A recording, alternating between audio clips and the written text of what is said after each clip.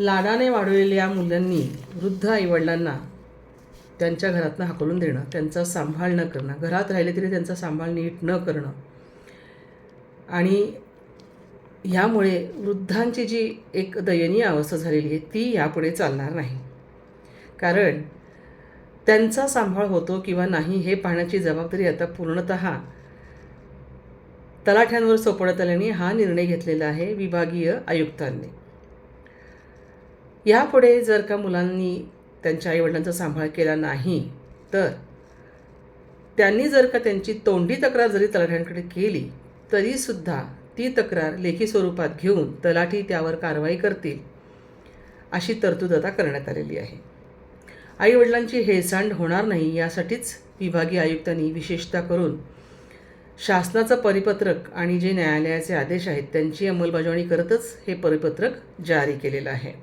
ज्यांनी जन्म दिला आहे, मोठं केलेलं आहे, लहानाचं मोठं करताना प्रेमाचा वर्षाव भरपूर केलेला आहे, त्यांना काही हवं नको हे सगळं पाहिलेलं आहे आणि असं करतच स्वतःचा घरखर्च सांभाळत त्यांनी आपल्याला लहानाचं मोठं केलेलं आहे याची जाणीव मुलांना नसते, ती होण्यासाठीच ही तरतूद करण्यात आलेली आहे.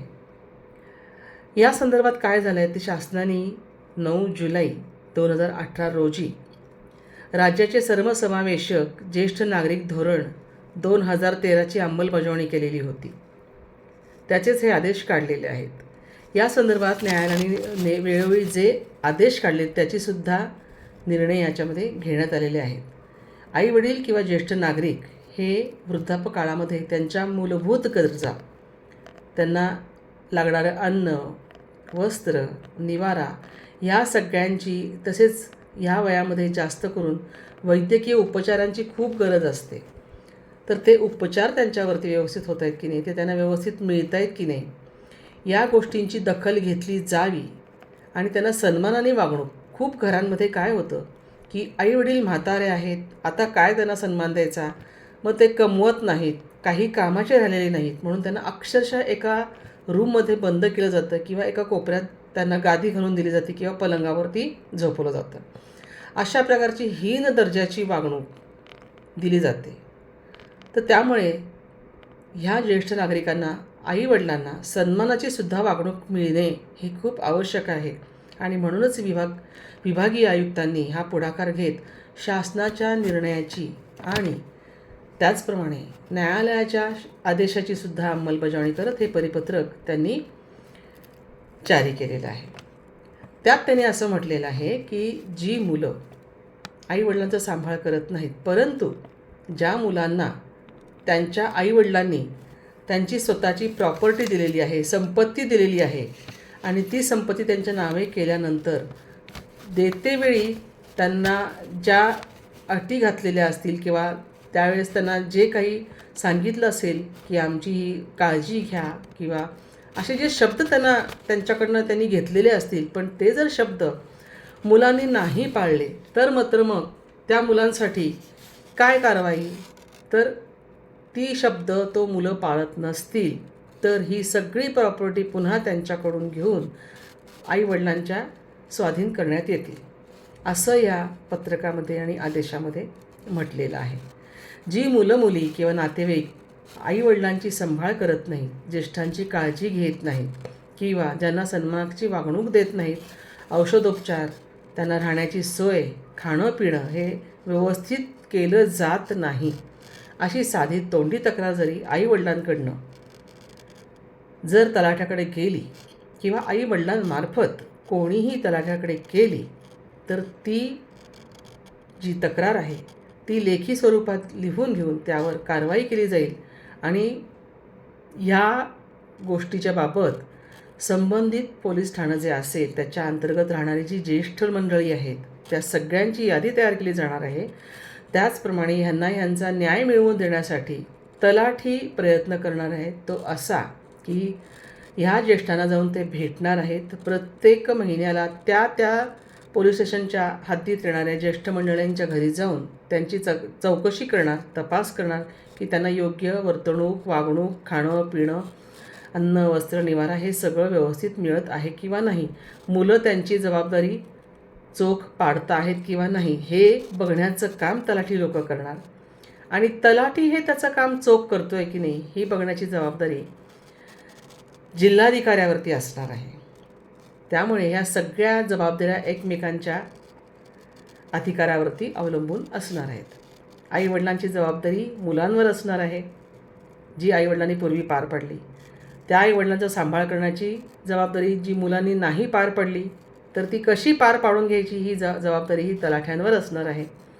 आणि तलाठी त्याचं काम चोख करतो की नाही हे पाहण्याची जबाबदारी जिल्हाधिकाऱ्यावर असणार आहे. त्यामुळेच 60 वर्ष किंवा त्यावरील जर आईवडील असतील आणि ज्येष्ठ नागरिक असतील तर त्यांना सन्मान मिळवून देणं हे खूप गरजेचं झालेलं आहे, खूप आवश्यक झालेलं आहे आणि त्यासाठीच ही कारवाई आहे. तेव्हा सर्व मुलांनी अर्थातच हा कायद्याने काढलेला, शासनाने काढलेला आदेश आहे. याच्यात कुठेही वैयक्तिक कुठलंही मत नाही. ही बातमी पुन्हा एकदा पेपरमध्ये आली आणि म्हणून मला असं वाटलं की अजूनही ह्या विषयावरती कुठेतरी मनात बोच आहे. ती प्रत्येक ज्येष्ठ नागरिकाच्या मनात आहे, ती प्रत्येक ज्येष्ठाच्या मनात आहे, प्रत्येक आईवडिलांच्या मनात आहे. का मुलं अशी वागतात ह्याला उत्तर नाही, पण मुलं अशी का वागतात त्याच्यावर आपण काय करायचं ह्याला नक्कीच उत्तर आहे. आणि म्हणूनच आता ही जबाबदारी मुलांची आहे की ज्या आईवडिलांनी आपला सांभाळ केला आहे, आपले सगळे लाड पुरवले आहेत, आवडीनिवडी पुरवल्या आहेत. हां, कदाचित काही मुलांचं म्हणणं असेलही, कुठे आमच्या सगळ्या आवडीनिवडी पुरवल्या आहेत, कुठे आमचं सगळं मनासारखं केलेलं आहे. नसेलही केलं, पण लहानाचं मोठं करताना किती कष्ट सोसावे लागतात हे कदाचित आता त्यांना मुलं झाल्यानंतर लक्षात येत असेलच. त्यामुळे मुलांनी ही जाणीव नक्की ठेवावी की उद्या आपणही ज्येष्ठ होणार आहोत, आपलंही वय होणार आहे आणि आपले हातपायही थकणार आहेत. त्यामुळे जी वागणूक आपण आज आपल्या आईवडिलांना देतो आहोत ती वागणूक जर उद्या आपल्या मुलांनी आपल्याला दिली तर आपल्याला काय वाटेल. कारण प्रत्येकालाच वय आहेच. त्यामुळे त्या वयामध्ये जर तुम्हाला एखाद्याचा आधार हवा आहे असं वाटत असेल तर ते चुकीचं नक्कीच नाही. खूप मुलांचे असे उद्गार असतात की म्हातारपणी तुम्हाला लगेच मुलं आठवतात. अरे पण तुम्ही लहान असताना आईवडिलांनी तुम्हाला मोठं केलेलं असतं, हे विसरता कामा नये. आणि मुलं ही आईवडील जेव्हा म्हातारे होतात तेव्हा लहान मुलासारखीच असतात. तेव्हा त्यांना सगळं सुख देणं, त्यांच्यासाठी जेवढं करता येणं हे तुमचं कर्तव्य आहे. आज तुम्ही बिझी असाल तसे तुमचे आईवडीलही काही काळापूर्वी किंवा वर्षांपूर्वी तुम्ही लहान असाल तेही बिझी होते. तेही त्यांच्या नोकऱ्या सांभाळत किंवा तेही त्यांचे उद्योग सांभाळत तुम्हाला सांभाळत होतेच की. त्यामुळे ही जबाबदारी टाळून चालणार नाही आहे. तुम्ही कितीही उत्तरं दिली, अर्थातच जी मुलं आपल्या आईवडिलांची काळजी घेत असतील, सांभाळत असतील त्यांना हे लागू होणारच नाही आहे. पण जे घेत नसतील, करत नसतील त्यांच्यासाठी हे लागू होणार आहे. अर्थात हे सगळं आता तलाठ्याचं काम, जिल्हाधिकाऱ्यांचं काम, शासनाचं आणि न्यायालयाचं काम आहे. यापुढे काय कारवाई होईल, कशी होईल, त्यामुळे मालमत्ता घ्यायची आणि आईवडिलांना वाऱ्यावर सोडून द्यायचं हे आता यापुढे कधी बघायला मिळणार नाही अशी आशा करत मी आता हा व्हिडिओ इथं थांबवते. आणि तमाम तरुणांना, मुलासुनांना किंवा सगळे जे ज्येष्ठ आहेत त्यांच्या सगळ्या नातलगांना मी एवढंच म्हणेन की काळजी घ्या.